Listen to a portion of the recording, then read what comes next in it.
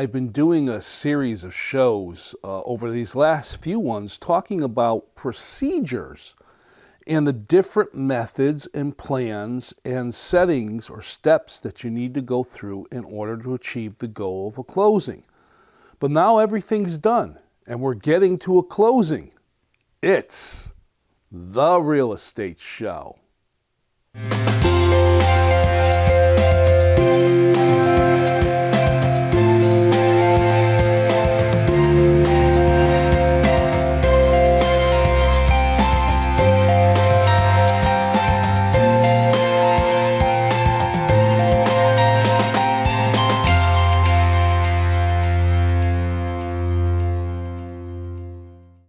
Welcome to the Real Estate Show. My name's Rick Naples. I am the owner-broker of Zone Realty LLC. Closing. We finally made it to the closing. Everything's been done.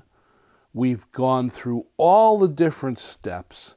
We found a home. We made an offer that was accepted. We went through the home inspection process or any renegotiations.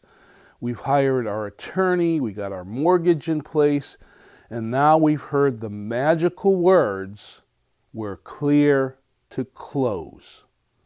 Well, what does that mean?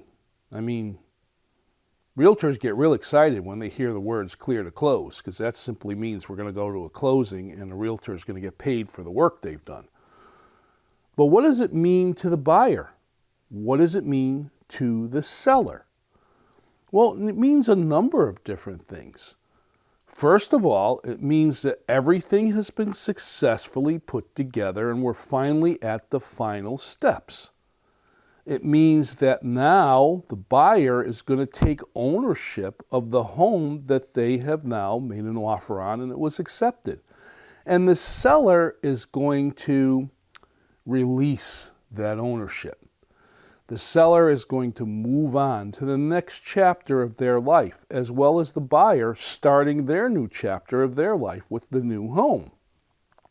But what can he expect? How do you prepare for a closing?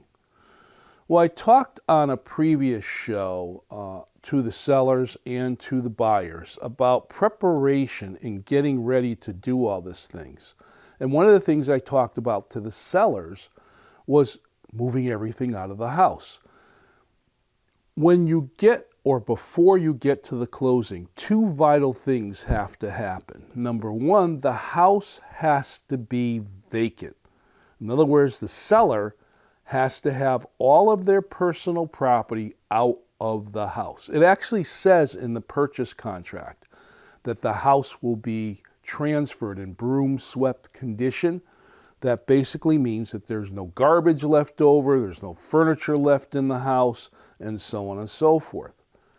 The buyer, on the other hand, will schedule with their buyer's agent, the agent that's represented them all along, something that's called a walkthrough.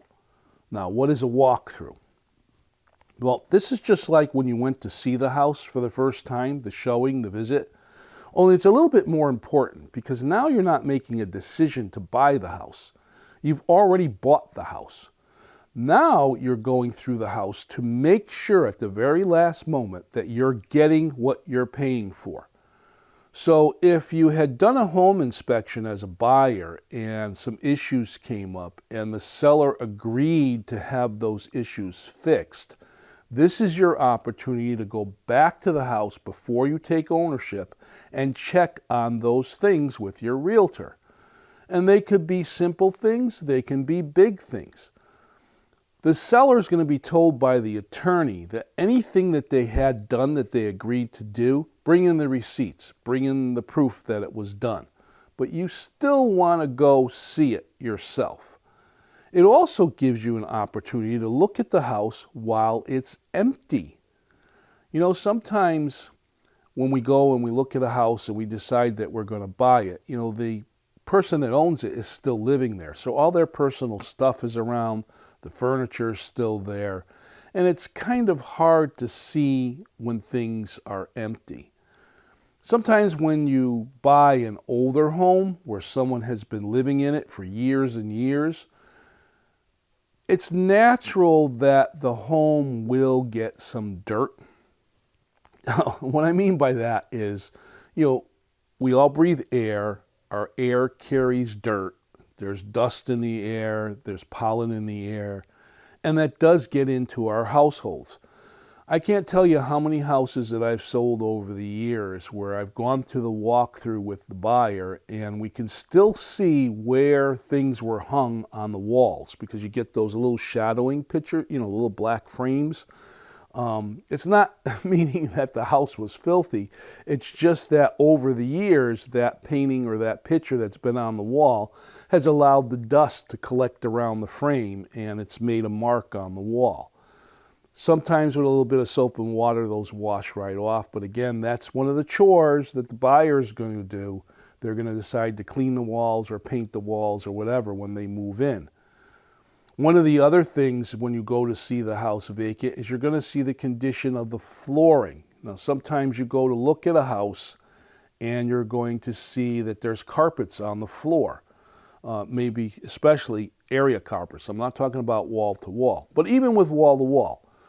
When those carpets are taken up, you're now able to see the whole floor. So I remember many years ago, I purchased a home, and when I first saw it, the floor looked to be in great condition because what you could see of the floor was great. But when the carpets were all taken up and I went through the walkthrough, I saw that where the carpet was, there was wear, there was a staining, there were problems with the floor. So I had made a decision before I moved my furniture in to have the floors resanded and finished. The seller, in my particular case, in that case, was actually aware of those spots and stains under the carpet and were gracious enough to offer a credit at the closing towards the refinishing of the floor. But again, that's specifics on one particular deal. I'm not going to say that's on all the deals. The walkthrough for the buyer is that last step of giving you full confidence that what you're buying is what you're getting. Now, this closing's been scheduled. The attorney for the seller, the attorney for the buyer have agreed on a time and a place for the closing. A few years ago, closings were a big event. The buyer, the seller, the buyer's agent, the seller's agent, the attorney for the seller, the attorney for the buyer, and sometimes the attorney for the bank, the mortgage officer, the paralegals, would all get together in one big conference room where they could converse and talk to each other and meet each other, and the paperwork would fly across the table and everybody would sign. And usually the procedures of a closing are certain steps that must go through. The buyer will go into the closing room with their attorney, and that's when they have privacy to go over the mortgage paperwork, if there's a mortgage. If it's a cash sale, it's a little bit different. But that's where the attorney is going to sit down and go page by page by page through that massive document. There's going to be documents that have to be signed and documents that have to be initialed, and both signed and initialed. There's going to be statements that have to be sworn to, and so on and so forth. And that's where that's taken care of, at the closing table with the buyer's attorney and the buyer. Then the seller would come in, and the rest of the closing would move forward. This is where the buyer has a chance to meet the seller face to face, ask any final questions, wish everybody well, the keys go across the table, and the attorneys start sliding checks all over the place. Usually they slide the payment checks to the realtors that are there in the room. They make sure that all the checks are in order for paying off the mortgage or whatever there might be. And then, of course, they have the check ready for the seller, which is for that portion of equity that they've built up in the house and made on the sale of the home. So everybody walks away happy. Today, however, and especially because of the COVID pandemic we had a couple of years ago, closings are a little bit different. Closings are now done, well, I'm not going to say online, but they're done impersonally. In other words, a lot of times the seller will go see their attorney, meet with the attorney, and sign the paperwork that they need to sign on their side of the closing. They'll go over all their documentation and sign what needs to be signed and see what the monies are that are going to be going here and there and whatever, and agree to it, sign off on it, and so on and so forth. And they'll do that sometimes a day or 2 days before the actual time of the closing, because maybe the seller is moving on to another state or going to another country or whatever, and they want to get a head start. So they don't actually meet face-to-face with the buyer at the closing. They've decided to take care of that before it's going to happen, and they've gone on their merry way. Now, of course, they don't run away with money right at that particular point. The attorney's going to wait until the final closing is done, and then he'll probably wire or send them their check, but that doesn't happen until actual closing is finished. The buyer then will still go to the attorney's office, although I have heard of attorneys doing closings with buyers virtually or doing it online, through a Zoom meeting or something along those lines, sending packages of closing paperwork to the buyer wherever they happen to be, and then meeting them online and walking through the paperwork and having them sign and whatever. But that kind of delays everything because the attorney can't finish the file until they get back all the signed paperwork. So the best scenario is the buyer will go to the buyer's attorney's office and sit with their attorney and go through and sign and initial all the paperwork that needs to be done. The paralegals, and these are the people that are kind of working with the attorneys and helping prepare the paperwork and going over the numbers and getting all those final numbers. There's always final numbers. And the nice thing is that as a buyer, you're going to know almost exactly to the penny how much money you need to bring to that closing to finish the deal. Now, what do I mean about that? Well, you're going to need money to finish up your down payment. If you've agreed to put 20% down, and so far you've only put a good faith estimate of, say, $2,000, and you need to put the balance of the difference down, that's when you're going to bring a certified check to the closing to make up that difference. If it's a situation where you overbid on a house and the bank's only going to finance so much, and you had a down payment that you needed to do in order to get that mortgage, and then there's a difference over and above that, well, now you're going to have to bring a certified check for that difference as well as your down payment. You're also going to have to include in that the closing costs. What are the closing costs? How do I know what the closing costs are going to be? Is there going to be any surprises? Well, there won't be, because the attorney is obligated to disclose to you exactly what your closing costs are going to be. And that's going to show on a form where all the monies are going, all of the credits that have been issued and all of the money that's coming in and how all that balances out and the bottom line. And the seller gets that same kind of form, which shows them exactly what they're going to walk away with. But there's going to be charges on that closing documentation that you need to be aware of. And sometimes the paralegals will give you a call as a buyer and they'll tell you, we've calculated everything based on this particular time and this particular place. Things like, for instance, if you're buying a home in New England and the home is fueled by oil, usually what happens is the paralegal contacts the buyer's agent, asks the buyer agent to go to the home and get an oil reading. That simply means you go in the house and you look at the little meter on the top of the oil tank to decide how much oil is in that tank. And then the paralegal looks up what the current oil rate is, not what the seller paid for the oil, what the current rate is.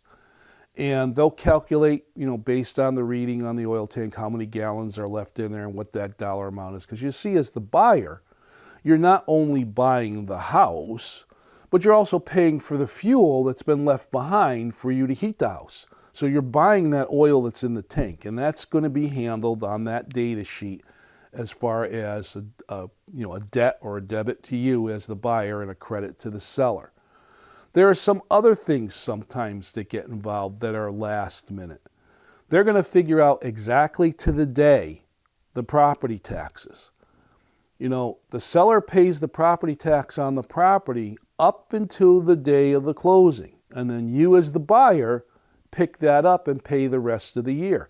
So if you're closing anytime during the course of the year, the paralegal has to figure out what that difference is. And again, it's going to be a debt to the buyer on the closing sheet and a credit to the seller.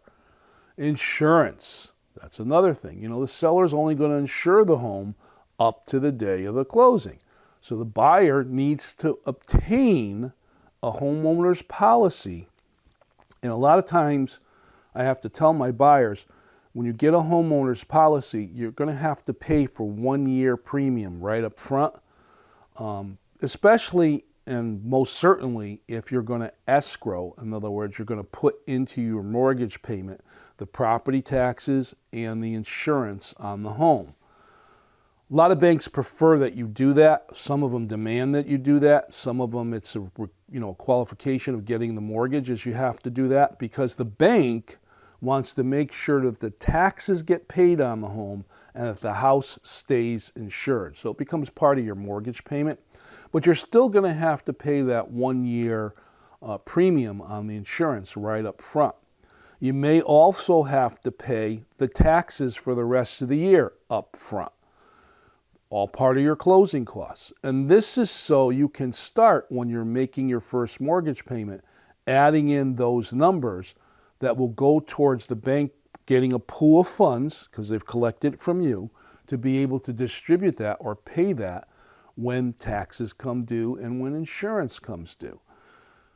Your closing costs are going to include your down payment dollars, like I just said, anything that concerns the insurance and the taxes. It's going to include things like the difference for the oil that's in the tank, of course the fees for the attorneys, and the attorney's fees are spelled out for you. You actually, when you go to see an attorney and you hire them for your closing, they're going to send you a contract. There's a procedure. They send a contract out to go through that says exactly what they're going to do to represent you, and it spells out what their fees are. And a lot of attorneys charge a flat rate to do a closing. Some break their rates up. It's so much to do this, it's so much to do the title search, it's so much to make copies, it's so much to file the paperwork, and so on and so forth. And they'll break that all down for their total fee. And that brings me to the point of something else that's done just before the closing, and that's what's called a title search. What's a title search? Well, a title search is when the attorney goes to the town hall and looks at the records that have been filed on the home. And they'll go back several years because what they want to do is they want to make sure that the title, the ownership of the home, is going to be able to transfer from the seller that has it now to the buyer that's closing on the house without any encumbrances or problems on that title. I've been to closings in my career where when the title search was done the day before, they found that there was an old mortgage that was on the home that was never filed as being paid off. It was paid off, but the attorney that did the closing, maybe before this seller owned the home, could be a couple of sellers ago, never filed the proper paperwork with the town.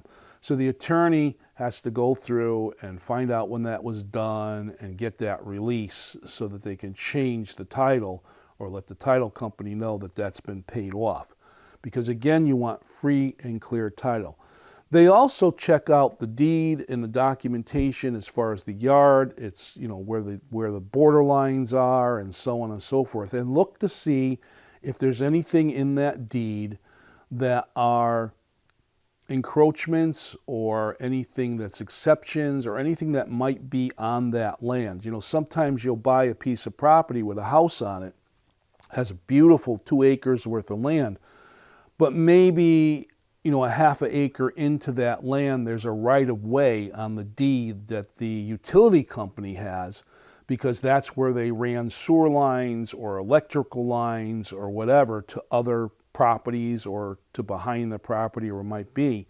And that patch of land running through your yard, they have the right to come in when they need to come in and dig it up and do whatever they got to do. That would be on the deed.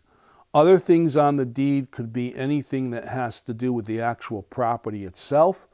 There could be restrictions in the deed. And again, your attorney will look this all up and go over it all with you. And sometimes the realtors have the ability to look this up at the town hall, and they can make mention to you when you're going forth to buy the house. Restrictions could be things like if you're buying a condominium. Sometimes you buy a condo and you can't park a commercial vehicle in the driveway. You can't store a boat there. Some have restrictions on motorcycles. So all that stuff has to be disclosed and agreed to and understood before you get to that final point of the closing. When closing on a home, there's a lot of moving parts, and there's procedures that allow the attorney to go step by step through the closing to be able to close on the home and make sure that the title and the ownership transfers from the seller to the buyer without any issues. If there are issues, the attorneys make sure they get those issues taken care of. Now, can unexpected things happen at the closing? Well, unfortunately, yes, they can. No matter how good an attorney is, no matter how great your realtor is, no matter how honest the seller is, there could be surprises. Sometimes the surprises can make the whole closing fall apart. And it's unfortunate, but I've been in this business enough years where I've had closings fall apart right at the closing table because the seller didn't disclose something that happened during the process of selling the home. It wasn't something that was a pre-existing condition. It happened while they were in the process of selling the home. And the seller, in all honesty, felt that, this is an issue that's naturally going to happen and the buyer will have to deal with it. Sometimes that happens when you're buying multi-unit buildings. You may have a tenant that all of a sudden goes under eviction. So again, this becomes the job of the realtor and the job of the attorney to try to figure this all out. And there's ways to get around that and handle that so you can get a successful closing. And I won't go into those details right now, but there is a way to handle that. Sometimes the surprises are unfortunate surprises. A death. I unfortunately experienced in my young real estate career a situation where the buyers, on the way to the closing to purchase their new house, unfortunately got into an automobile accident and were killed. Obviously, that closing's not going to happen. So there are some unexpecteds, maybe not to that particular point, but there are unexpecteds that could happen. It's the job of the listing agent who's representing the seller, the buyer's agent that's representing the buyer, and everybody else, what I call the team, to make sure that everything goes as smoothly as it possibly can so that you can get to your closing and the paperwork can exchange hands, the title transfers, you as the buyer get the keys to your new home, and the seller gets the money that they wanted when they sold the home, and everybody walks away happy. One final word. Once the closing has happened and now you're getting ready to move into your new home, just make sure that you change your door locks immediately. That's kind of the first chore you want to do when you buy a house, is you want to change the locks. You don't know how many house keys may have been given out to friends or relatives over the years for sake of emergency or whatever it might be. You don't know who else has keys to that home besides the seller. The seller may have forgotten who they've given keys to. And I'm not saying that there's untrustworthy people out there, but I'm telling you, for peace of mind and also for security, change your door locks. My name is Rick Naples, and this has been The Real Estate Show, and this finishes the series of procedures, and I hope to see you next time.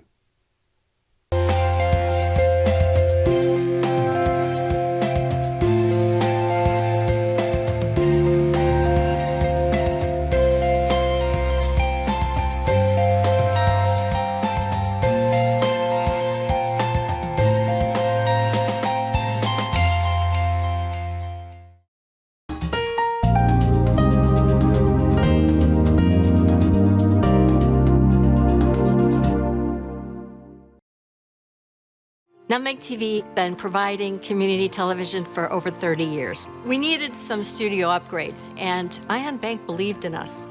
As a result of Ion Bank's financial help, we've been able to help others move on in a field that's difficult to get experience in. You're working with partners who understand who you are, and Ion Bank does that. They walk with us every day. It's community banking at its best. Nick Augustino right here at the East Side Restaurant. We always have the complete full dinner menu. Knockwurst, bratwurst, sauerbraten, potato pancakes, red cabbage, rice pudding, cream pies, all the desserts that Germany had to offer. I always do something different. Yes, I do. I brought seafood to the beer garden at the East Side Restaurant. East Side Restaurant, your German destination restaurant in Connecticut. Tiki-taka, tiki-taka, hoi, hoi, hoi!